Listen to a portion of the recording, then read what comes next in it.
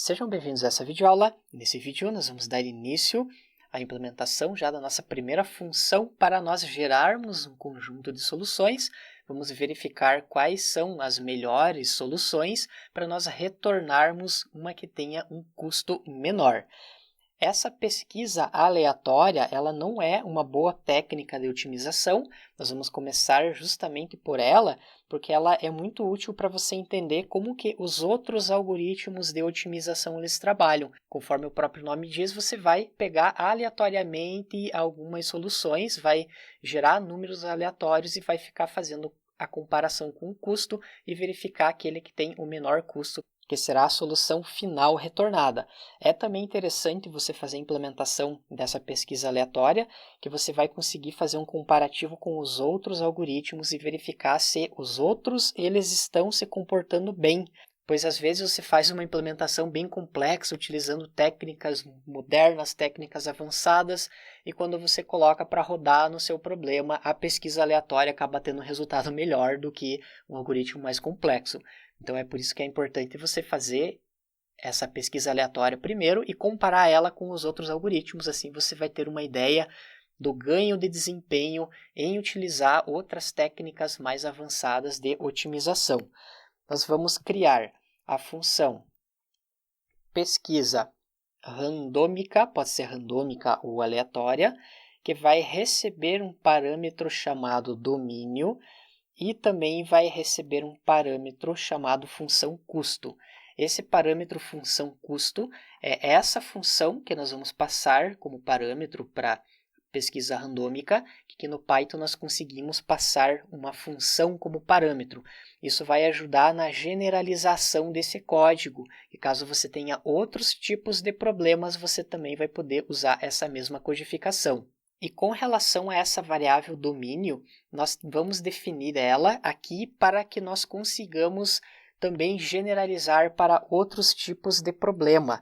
Então, inclusive, até nós vamos fazer essa variável domínio aqui embaixo, antes mesmo de nós trabalharmos com a implementação da pesquisa randômica, para você entender exatamente para que serve essa variável. Que depois, quando nós vamos trabalhar com outros métodos de otimização, nós vamos conseguir passar os mesmos parâmetros. Então, uma maneira de você reaproveitar esse código para outros cenários. Eu vou criar a variável domínio, que vai receber uma lista, e nessa lista nós teremos o valor 0 e o valor 8. Selecionando e executando só essa parte, note que nós temos uma lista simples somente com o valor 0 e 8. Esse valor 0 indica que é o primeiro voo do dia que a pessoa vai pegar, e o valor 8 indica que é o voo número 9, porque nessa nossa base de dados nós temos 9 voos. Se nós abrirmos nossa base de dados, o dicionário dos voos, note que nós temos uma lista com 10, então quer dizer que nós temos do 0 até o 9, que o domínio, assim como lá na matemática, indica qual é a abrangência. Então ele vai de 0 até 9. Eu coloquei aqui 8, mas na verdade é até 9. Eu posso selecionar o voo mais cedo, que é o primeiro voo do dia, tem o ID 0, e o voo mais tarde tem o ID 9. Então aqui nós vamos definir esse valor 0 e 9. Então quer dizer que o mínimo é 0, o máximo é 9. Só que como nós temos 6 pessoas, conforme aqui a nossa base de dados, e cada uma dessas pessoas tem 2 voos. Então o que eu preciso fazer é gerar essa variável de domínio de acordo.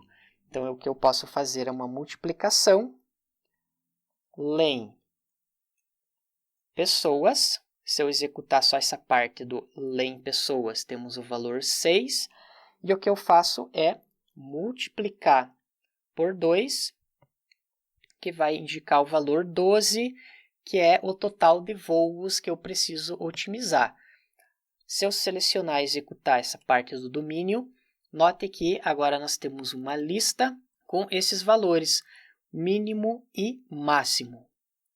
Então, com isso, nós vamos conseguir generalizar para outros problemas. O que você vai fazer é gerar outros tipos de domínios. Então, agora vamos voltar para a implementação da nossa pesquisa randômica. Vamos criar a variável melhor custo vai receber uma série de 9s, então vou colocar um valor de custo bem alto, só para nós fazermos a inicialização. Vamos fazer um for e em range de 0 até 1000, quer dizer que eu quero gerar 1000 soluções aleatórias. Lembrando que nós vimos que nós temos em torno de 300 bilhões de soluções ou combinações possíveis. Aqui nós vamos fazer uma pesquisa aleatória para retornar 1000 soluções e vamos escolher qual é a melhor delas. Criamos a solução e aqui nós vamos fazer no formato de lista. Temos essa função random.randint, que essa função randint ela vai retornar um número aleatório entre os dois parâmetros que você passar aqui. Por exemplo, vamos fazer aqui no console random.randint. Eu quero um número aleatório entre 0 e 10. Executo, gerou o 0, novamente o 3, o 4, o 5, 0 novamente, 1, o 6, o 1, o 3, o 8, o 5, o 10 e assim por diante. Então, o que ele vai fazer é gerar números aleatórios. E esses números aleatórios, eles têm que estar no intervalo entre 0 e 9, que é de acordo com a nossa lista dos voos. Eu posso escolher ou o voo 0 ou até o voo 9. Então, aqui eu poderia colocar 0,9. Só que se eu colocar o 0,9, eu não vou conseguir generalizar para outros problemas. Então, o que eu posso colocar é domínio na posição i e 0. Se nós digitarmos aqui domínio, a variável i nós temos criada somente dentro desse for. Eu vou pegar aqui a posição 0 e o 0. Nós temos o valor 0, que é o mínimo. Agora precisamos colocar o valor máximo. Domínio 0. E aqui colocamos o valor 1, que é a segunda coluna. Vamos mudar aqui para 1. E ele vai retornar o valor 9, que é o máximo. Agora vamos colocar um for e in range len domínio. Se eu executar o len domínio, ele tem 12 valores, porque nós precisamos gerar 12 voos. Basicamente, o que esse código vai fazer é gerar uma solução conforme essa que nós temos aqui. Vai gerar números entre 0 e 9. Depois que nós temos esse valor da solução, nós vamos calcular o custo para ela.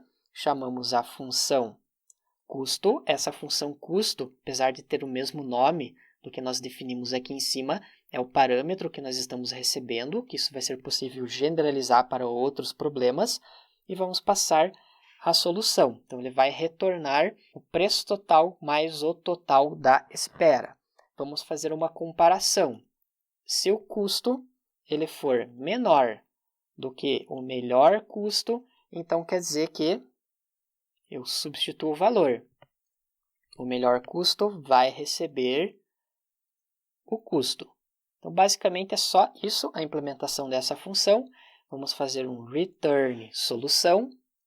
Podemos selecionar e executar.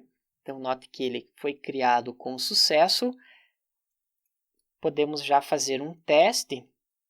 Vamos criar uma variável chamada solução randômica, que vai receber a pesquisa randômica e vamos passar como parâmetro domínio e a função custo. Selecionamos e executamos. Note que a solução randômica, que é essa variável com a solução, ele tem essa configuração. Isso quer dizer que a Amanda vai pegar o 8º voo de Curitiba para Guarulhos e também vai pegar o 8º voo de Guarulhos para Curitiba. A próxima pessoa, aqui nós temos que é o Pedro. Ele vai pegar o 7º voo do Rio de Janeiro para Guarulhos e o 6º voo de Guarulhos até o Rio de Janeiro. Agora nós podemos verificar qual é o custo dessa solução, que dessas 1000 soluções que ele gerou aleatoriamente, essa foi o que teve o melhor resultado. Então, nós podemos criar a variável custo randômica, que vai receber a função de custo, e aqui eu vou passar a solução randômica. Selecionamos e executamos. Custo randômico 5.314. Podemos agora visualizar a agenda. Então, vamos chamar a nossa função imprimir agenda, e aqui nós vamos passar a solução randômica. Selecionamos e executamos. Aqui eu digitei errado. Imprimir agenda. Vamos tentar novamente. E agora sim, nós temos já a nossa primeira otimização pronta. Nós podemos analisar que o Pedro é o que chega mais tarde, 18h55. E a Jéssica é o que chega mais cedo. Então, veja a diferença. Ela chega às 8h30 e ela vai precisar ficar esperando até às 7 da noite para que o Pedro chegue, para eles conseguirem sair para pegarem o transporte. Ela vai ficar em torno de 10 horas no aeroporto. E aqui nós temos os voos de volta. Vamos ver a pessoa que sai mais cedo, o Paulo. Ele sai 12h31 e a última pessoa que vai embora é a Priscila, 18h07. Que eles vão no dia seguinte. Então, quer dizer que todo mundo tem que estar no aeroporto 12h31 e vão ficar todo esse tempo esperando. De longe, nós já podemos observar que não é uma boa solução. As pessoas elas ficam muito tempo esperando no aeroporto. Nós podemos selecionar e executar novamente toda essa parte do código. Ele vai gerar valores diferentes. Veja que agora o custo 5.423, selecionamos e executamos de novo. Subiu para 6.000, quase 7.000, 6.000, 5.300, 6.900, 6.000, 5.000. O que você pode fazer é aumentar, ao invés de você pegar 1.000 soluções, vamos buscar 10.000 soluções randômicas, mudamos, executamos novamente a pesquisa, rodamos novamente, aqui ele vai demorar um pouquinho mais de tempo, também está em torno de 6.000, executamos de novo, 6.011, mais uma vez, 5.700, então conforme o próprio nome indica, é uma pesquisa bem aleatória. E esse valor que nós temos aqui de 10.000 é muito pouco comparando com 300 bilhões de combinação.